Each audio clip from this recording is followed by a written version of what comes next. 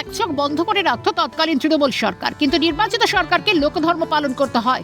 মঙ্গলবার তারকেশ্বর ধামে বিশ্ব হিন্দু পরিষদের উদ্যোগে আয়োজিত অনুষ্ঠানে বিগত তৃণমূল সরকারকে এভাবেই লোকধর্ম পালনের পাঠ শেখালেন মুখ্যমন্ত্রী শুভেন্দু অধিকারী। তার কথা, লোকধর্ম পালন করার জন্য দুই চোখই খোলা রাখা উচিত নির্বাচিত সরকারের। সেই সঙ্গে আগামী দিনে তারকেশ্বরকে আন্তর্জাতিক মানের তীর্থক্ষেত্রে পরিণত করাই বর্তমান রাজ্য সরকারের মূল লক্ষ্য হবে বলে সাফ জানিয়েছেন মুখ্যমন্ত্রী।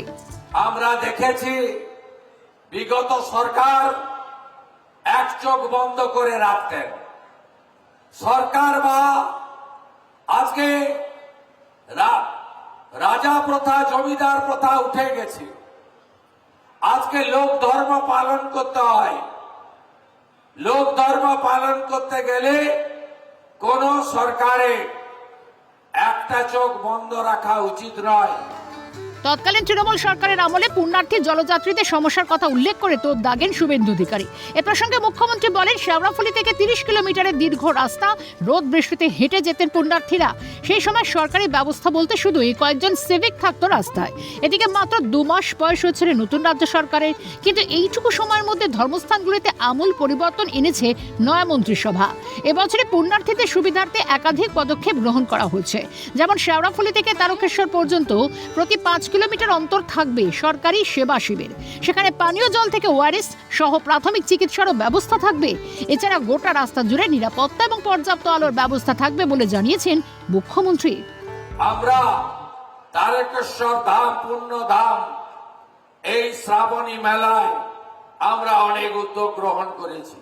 শেওড়াফুলি থেকে তারকেশ্বর ধাম প্রবেশ পর্যন্ত 5 কিলোমিটার অন্তর অন্তর সরকারি সেবা কেন্দ্র থাকবে।